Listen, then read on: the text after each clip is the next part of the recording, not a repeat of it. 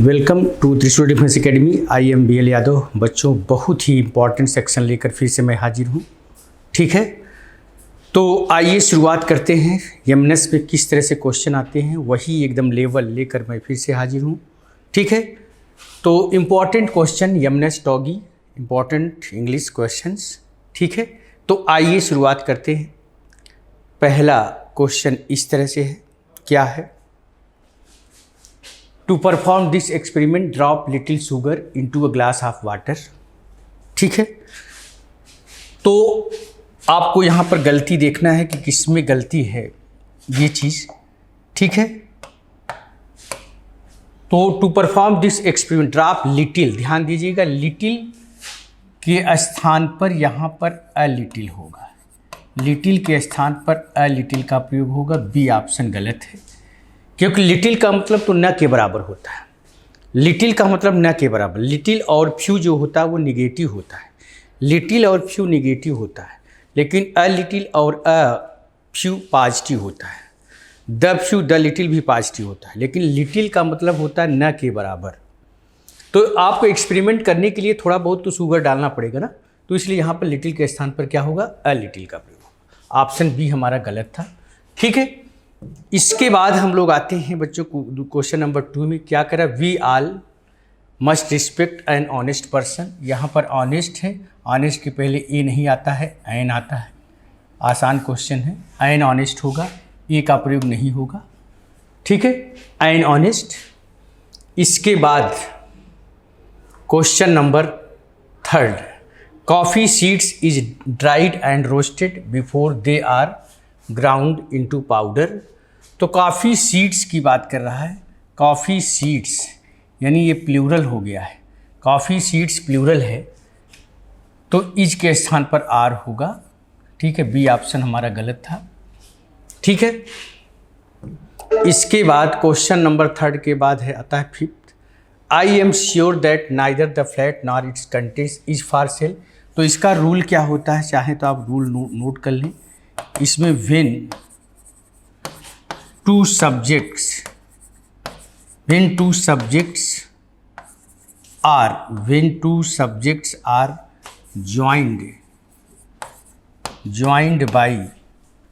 joined by are, nor, either are, neither nor,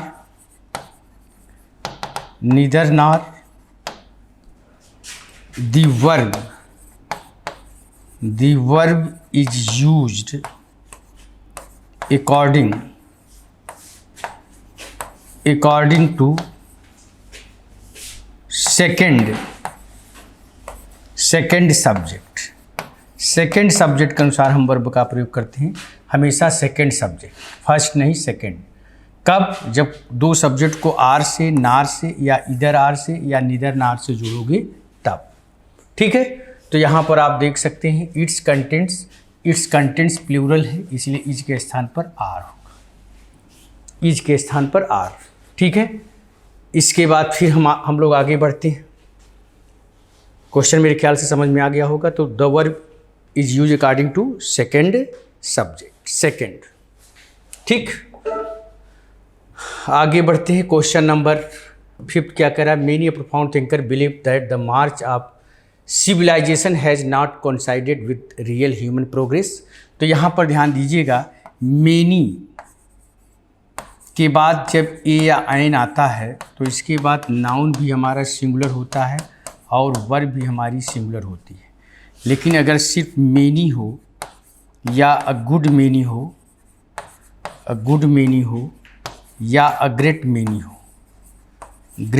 हो, right, इस तरह से होगा। तो इसके बाद हमारा नाउन भी क्या होगा? प्लूरल होगा, और वर्ब भी हमारी क्या होगी? प्लूरल होगी। ध्यान दीजिएगा, many, a good many, great many के बाद दोनों प्लूरल, और मेनी के बाद ए एन आएगा तो नाउन भी सिंगुलर, वर्ब भी सिंगुलर, ये होगा। तो क्वेश्चन क्या कर रहा है? मेनी ए आया हुआ है, तो मेनी ए के बाद नाउन सिंगुलर होगा, वर्ब भी सिंगुलर होनी चाहिए। तो यहाँ पर बिलीव्स होना चाहिए, बिलीव्स, क्योंकि मेनी ए या एन के बाद नाउन भी सिंगुलर, वर्ब भी सिंगुलर, तो बिलीव्स होगा। ऑप्शन ए हमारा गलत। ठीक है, ये कंसेप्ट हमने यहाँ पर नोट कर दिया है, आप लोग देख सकते हैं। ठीक है, कंसेप्ट आप लोगों को दिख रहा होगा। तो मीनी ए के बाद मीनी के बाद ए आयन आएगा तो नाउन भी सिंगुलर, वर्ब भी सिंगुलर। ठीक है, इसके बाद फिर हम लोग आगे बढ़ते हैं। आगे बढ़ने पर क्या मिला ये, ठीक है, सेंटेंस अरेंजमेंट। यहाँ पर ध्यान दीजिएगा, ये PQRS कहते हैं। इसमें थोड़ा सा हम एक ऑप्शन को लेकर थोड़ा सा इसको हम मैच करा देते हैं। ठीक है, थोड़ा ऑप्शन 465, ठीक है, ऑप्शन सही है, हाँ पी भी सही है। ठीक है, क्वेश्चन नंबर, ठीक, चलिए ठीक है। क्वेश्चन क्या कह रहा है, will normally be granted, candidate should note that no request for, S में कर है चेंज ऑफ सेंटर। ये PQRS है, इसको अरेंज करना होता है। Ordering of word in a sentence, ये सेंटेंस एक सेंटेंस है जिसको अलग अलग करके लिखा गया है, इसको हमको अरेंज करना है, इसको हमको अरेंज करना है। ठीक है, तो क्या कह रहा है, कहाँ से शुरुआत होगी, तो आपको स्टार्टिंग पॉइंट देखना है कि पहले कहाँ से सेंटेंस की हम शुरुआत करें, हम सेंटेंस की शुरुआत करें कहाँ से, इस पर ज़्यादा फोकस करना है हमको। ठीक है, तो सेंटेंस की शुरुआत कहाँ से होगी, आप देख सकते हैं कि कैंडिडेट्स, पहले सब्जेक्ट देखना होता है। तो सब्जेक्ट हमारा देखिए विल से शुरू नहीं होगा क्योंकि इंट्रोगेटिव सेंटेंस है नहीं, दैट से भी शुरू नहीं होगा, चेंज ऑफ सेंटर से भी नहीं शुरू होगा, कैंडिडेट से शुरू होगा, क्यू से शुरू होगा।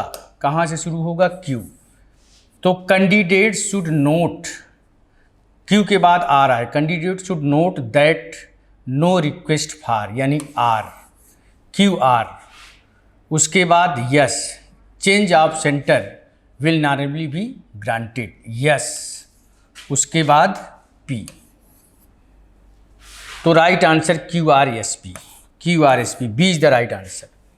तो candidate should note that no request for change of centre will normally be granted. तो right answer QRSP, B is the right answer, QRSP, B is the right answer. आप लोग फटाफट इसको नोट कर लें। ठीक है, उसके बाद फिर हम लोग आगे बढ़ते हैं, फटाफट इसको देखें आप लोग। ठीक है, इसके बाद का क्वेश्चन को देखें ध्यान से। ठीक है, फटाफट देखें क्वेश्चन। ठीक है, चलिए आगे बढ़ते हैं। क्वेश्चन नंबर ये है, द डॉक्टर्स ऑफर।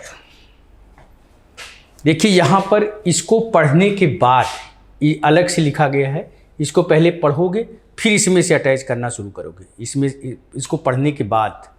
ठीक है, तो कहाँ से शुरुआत होगी, द डॉक्टर ऑफर्स, क्या ऑफर्स किया, the doctor's offer of marriage, the doctor's offer of marriage, यानी यस आएगा।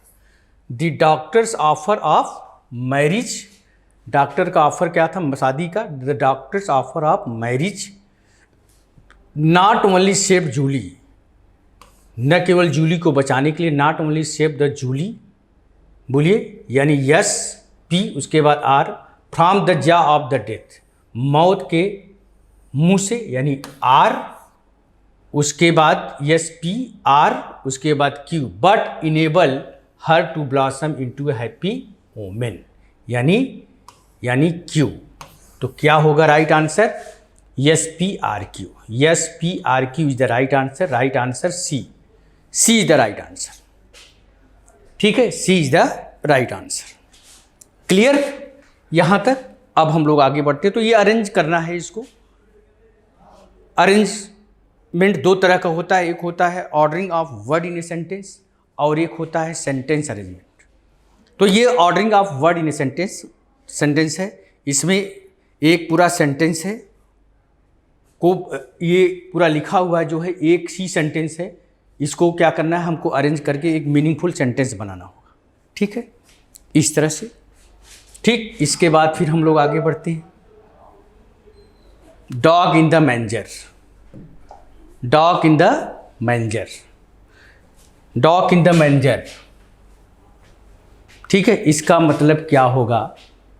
इसका मतलब हिंदी में होता है कि जो खुद भी न खाए और दूसरे को भी न खाने दे, उसको कहा जाता है डॉग इन द मैंजर। जैसे कि कभी कभी आपने देखा होगा कि कुत्ता जो होता है वो क्या करता है, जो गाय वगैरह होती है, जानवर होते हैं, उसके नाद में जाकर बैठ जाता है और जब वो घास खाने की कोशिश करती है तो भौंकने लगता है। मतलब वो खुद भी नहीं खाता है और दूसरे को भी न खाने देता है। तो इसका मतलब क्या होगा? इसका मतलब होगा कि a person who prevents other from enjoying something useless to himself. Right answer D होगा। A person who prevents others, दूसरे को रोकता है, फ्रॉम एंजॉय करने के लिए, समथिंग यूजलेस टू हिमसेल्फ, जो उसके लिए क्या है, बेकार है। जैसे कुत्ता जब गाय घास खाने की कोशिश करता है तो भौंकता है, जबकि कुत्ते को घास की ज़रूरत नहीं है। कुत्ता घास तो खाता नहीं, लेकिन गाय को या जानवर को भी नहीं खाने देता है। तो कभी कभी वो घास पर बैठकर भौंकता है, मतलब वो न खुद खाए और न दूसरे को खाने दे। तो राइट आंसर डी होगा। A person who prevents others from enjoying. ठीक, इसके बाद क्या है? To drink like a fish. To drink like a fish का मतलब होता है एल्कोहलिक, जो लोग, जिसको हिंदी में कहते हैं पियक्कड़, जो बहुत ज़्यादा पीते हैं, जो बहुत ज़्यादा पीते हैं, तो उसको क्या कहा जाएगा? To be a drunkard. पियक्कड़ होना बहुत ज़्यादा, तो to be a drunkard. Alcoholic भी कहा जाता है पियक्कड़। ठीक है, तो सी। इसके बाद ये आपका है डायरेक्ट से इनडायरेक्ट। डायरेक्ट से indirect. He said the mice will play when the cat is away. He said the mice will play when the cat is away. ठीक है, अब इसका क्या होगा? ही सेड, उसने कहा, द माइस विल प्ले, चूहा खेलेगा, when the cat is away, जब बिल्ली क्या रहेगी, दूर रहेगी। तो क्या होगा? He said that the mice will play when the cat is away. He said that the mice would play when the cat was away. He said that the mice would play when the cat would be away. Would be का प्रयोग कर दिया, इसलिए ये गलत हो जाएगा, ये नहीं हो पाएगा।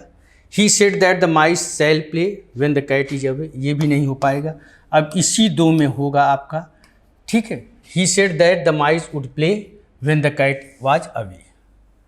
ठीक है, अब यहाँ पर देखिए, ही सेड दैट, जैसे यहाँ पर कुछ चीज़ें ऐसी होती है, कुछ यूनिवर्सल ट्रूथ वाली बातें होती हैं। यूनिवर्सल ट्रूथ होती है, जनरल ट्रूथ होती है, जनरल फैक्ट होते हैं, हैबिचुअल एक्शन होते हैं। जैसे हमने बोला कि girls are more sincere than boys. Girls are more sincere than boys, ये भी एक जनरल फैक्ट है। तो इस तरह की जो चीज़ें होती हैं उसमें भी हम चेंजेज नहीं करते हैं।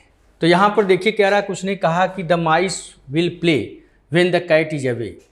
उसने कहा कि माइस क्या करेगा, खेलेगा, जब क्या रहेगी, बिल्ली दूर रहती है। ठीक है, तो ये जनरल फैक्ट के अकॉर्डिंग जो है, ये राइट आंसर जो होगा वो राइट आंसर ए होगा। ध्यान दीजिएगा, हालांकि मैच थोड़ा ये भी कर रहा है, लेकिन यहाँ पर ए होगा। जैसे हमने बोला he said girls are more sincere than boys, अब ये भी जनरल फैक्ट है। अब इसको भी आप क्या करोगे, नहीं बदलोगे, इसको भी नहीं बदला जाता है। ध्यान दीजिएगा, ठीक है, इस चीज़ को भी नहीं बदला जाता है। जैसे हमने बोला कि he said honesty is the best policy, अब इसको भी आप नहीं बदलोगे। इस तरह के जो जनरल फैक्ट होते हैं, तो हालांकि मैच ये भी कर रहा है थोड़ा, लेकिन राइट आंसर ये होगा आपका। जैसे हमने बोला कि the teacher said to me the sun rises in the east, अब इसमें भी परिवर्तन नहीं होगा, ये भी universal truth, general truth. Habitual कोई एक्शन होगा, हैबिचुअल एक्शन को भी हम नहीं बदलते। जैसे हमने बोला कि Ravi said to me your father goes for a morning walk daily, अब डेली आ गया है, हैबिचुअल एक्शन है, इसको भी नहीं बदलोगे। ठीक है, तो ए होगा राइट आंसर यहाँ पे। ठीक, he said to his servant why are you so lazy today, तो he are said to, interrogative है, डबल इंट्रोगेटिव है। डबल इंट्रोगेटिव में क्या होगा, डबल इंट्रोगेटिव में क्या होगा, आस्क्ड का प्रयोग होगा। He asked his servant why he was so lazy that day. He asked his servant why he had been. Been का प्रयोग इसमें नहीं होगा, ये गलत हो गया। He asked his servant why he was being. Being का प्रयोग भी नहीं होगा। He asked his servant why was he नहीं होता, ये भी गलत है। तो he asked his servant why he was so lazy that day is the right answer. Is the right answer. ठीक है, ही was so lazy that day, today का दैट डे हो जाता है, तो राइट आंसर आपका ए होगा। ठीक है, ध्यान दीजिएगा, यहां तक की बात समझ में आ गई है। ठीक है, तो इसका जो होगा वाई, देखिए जब वाई से आप जोड़ते हैं तो वाई के बाद सब्जेक्ट आना चाहिए। यहां पर वाई के बाद वर्ब ले लिया है, इसलिए ये गलत हो रहा है। वाई के बाद सब्जेक्ट, यू किसके अकॉर्डिंग बदलेगा, सर्वेंट के अकॉर्डिंग, इसलिए ही हो जाएगा। उसके बाद आर वाज में आएगा, सो लीजिए टुडे दैट डे, इसलिए ए आएगा। राइट आंसर ए। चलिए आगे बढ़ते हैं। डू, ये क्या है, active and passive voice. Active passive voice, active passive voice. ठीक है, एक्टिव पैसिव, तो डू यू इमिटेट अदर्स। अब इसको इंट्रोगेटिव सेंटेंस का ही पैसिव वॉइस बताना है हमको। ठीक है, तो क्या होगा, डू यू इमिटेट अदर्स, तो आर आएगा पहले, आर अदर्स। बीइंग तो होगा नहीं क्योंकि प्रेजेंट इंडेफिनिट टेंस है, ये गलत हो गया। वर का प्रयोग नहीं होगा, ये भी गलत हो गया। हैव का प्रयोग होगा नहीं, ये भी गलत हो गया। आर बिल्कुल सही, आर आएगा। उसके बाद others, others verb third form में आ जाती है, इमिटेटेड बाय यू, यू का यू होता है, यही आंसर होगा आपका। ठीक है, आंसर ये होगा। इसके बाद हम आते हैं, the French surrendered Quebec to the English in 1759। तो Quebec was surrendered by the क्यूक, उसके बाद Quebec was surrendered to the English in and by the French, by the French. The English were ये तो होगा नहीं, सी पहले गलत हो गया। Quebec was surrendered in and by the Quebec, ये भी गलत हो जाएगा। Quebec was, the French surrender Quebec, the Quebec was surrender to the English in 1759 by the French. उसके बाद Quebec was surrendered by the French to the English in 17, हाँ बिल्कुल सही, इन टू द इंग्लिश, यही answer होगा। Right answer, ये भी नहीं हो पाएगा, राइट आंसर ये। ठीक है, surrender, Quebec was surrender by the French to the English in 1759, right answer A. इसके बाद हम लोग आगे बढ़ते हैं। यहाँ पर देख सकते हैं आप लोग, in each of the following question choose the correctly spelled word accurate, ACCURATE, ACCURATE। ठीक है, ACCURATE, accurate. B is the right answer, ACC accurate, B is the right answer, accurate. ठीक है, इसके बाद क्या है, बिजनेस, BUSINESS, BUSS नहीं, BUSIC, business, BUSINESS, C is the right answer. ठीक है, इसके बाद आते हैं एफ्लुएंट। एफ्लुएंट, अब यहाँ पर सिमिलर वर्ड, सिमिलर का मतलब सिनोनिम्स। तो एफ्लुएंट का मतलब होता है धन संपन्न, एफ्लुएंट का मतलब होता है धन संपन्न, खुशहाल या धन संपन्न, खुशहाल या धन संपन्न तो प्रॉस्परस। टाकेटिव का मतलब बातूनी होता है, जो बहुत ज़्यादा बात करता है, टाकेटिव, टाकेटिव। एबेट का मतलब उकसाना या भड़काना, उकसाना या भड़काना। बफेल का मतलब परेशान करना होता है, घबराना भी होता है, परेशान करना भी होता है, घबराना भी होता है। ठीक है, फटाफट इसको देखें, उसके बाद फिर हम आगे बढ़ते हैं। फटाफट देखें आप लोग।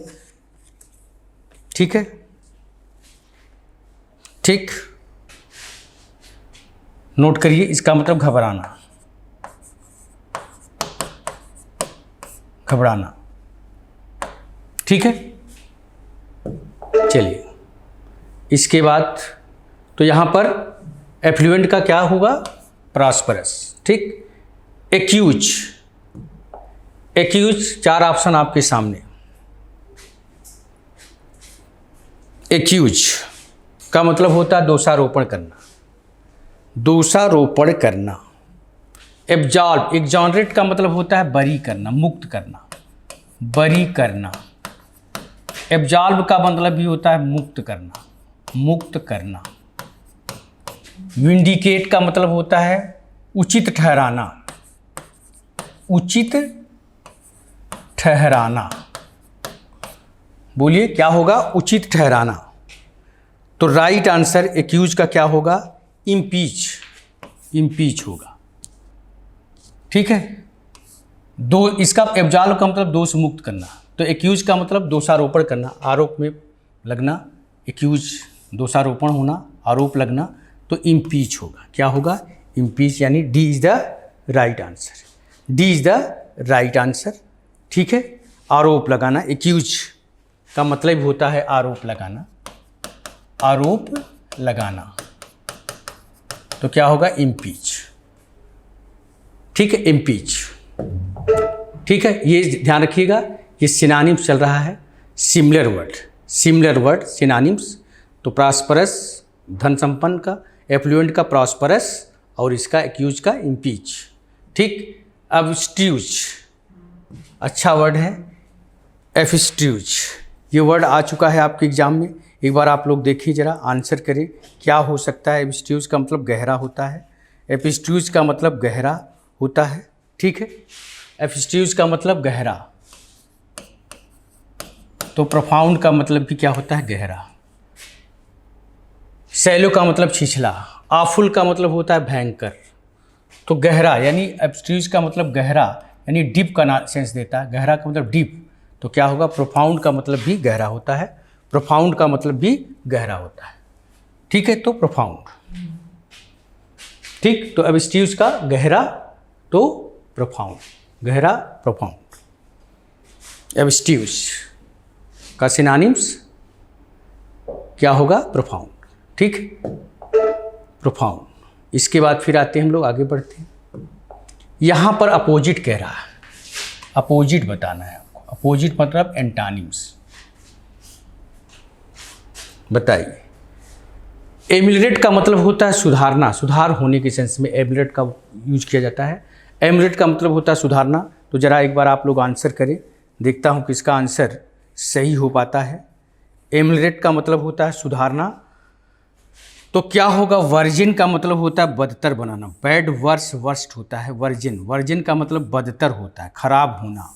इसका मतलब सुधरना, तो इसका मतलब खराब होना, वर्जिन। बदतर होना जिसको कहा जाता है, बदतर होना, तो यही इसका आंसर होगा, वर्जिन। अब यहाँ पर अपोजिट, एमिलेट का मतलब सुधारना, तो वर्जिन का मतलब बदतर होना। D is the right answer, ठीक है, D is the right answer. इसके बाद ये अपोजिट है, ध्यान दीजिएगा। एमिलेट का मतलब सुधारना, तो वर्जिन का मतलब बदतर होना, ठीक है। चलिए आगे आते हैं। एब्डिकेट, अच्छा वर्ड है, 4 ऑप्शन आपके सामने। एब्डिकेट का क्लेम है, स्नैच है, प्लंडर है और सीज है। एब्डिकेट का मतलब होता है, एब्डिकेट का मतलब होता है कि छोड़ देना, त्याग देना। एब्डिकेट, एब्डिकेट का मतलब छोड़ देना या त्याग देना। एब्डिकेट का मतलब होता है त्याग देना या छोड़ देना, मतलब किसी चीज़ का दावा न करना, छोड़ देना। एब्डिकेट का मतलब छोड़ देना, त्याग देना, तो क्लेम होगा। क्लेम का मतलब दावा करना। स्नैच का मतलब होता है छीनना। प्लंडर का मतलब लुटेरा। सीज का मतलब होता है जब्त करना। सीज का मतलब क्या होता है, जब्त करना। बोलिए क्या होगा, जब्त करना। तो इसका एब्डिकेट का जो यहाँ पर आपको क्या बताना है, एब्डिकेट का अपोजिट। बोलिए, यहाँ से ध्यान दीजिएगा, ये अपोजिट, 2 अपोजिट है, ये इसका 19 और 20 का अपोजिट है। 19 भी हमारा अपोजिट था, एमिलेट का वर्जन बदतर होना, और इसका एब्डिकेट का मतलब त्याग देना, छोड़ देना, तो क्या होगा, क्लेम स्नैच का मतलब जानते हो छीनना, प्लंडर का मतलब लुटेरा, असीज का मतलब जब्त करना। तो इसका आंसर ये होगा क्लेम। ठीक है बच्चों, तो इस तरह से हमने 20 क्वेश्चन को डिस्कस किया। तो इसी तरह से सैम्पल पेपर आपके लिए हम लेकर आते रहेंगे। ठीक है, तो कल हम लोग नए क्वेश्चन के साथ मिलेंगे। आज यहीं तक, जय हिंद। जहां बनते हैं देश के गौरव, इंडिया का एकमात्र ऐसा कोचिंग इंस्टीट्यूट जहां कैडेट्स को ट्रेन किया जाता है आने वाले डिफेंस एग्जाम के अनुसार। अगर आपका भी सपना है भारतीय सेना में शामिल होकर देश की सेवा करने का, तो आज ही ज्वाइन करें त्रिशूल डिफेंस एकेडमी।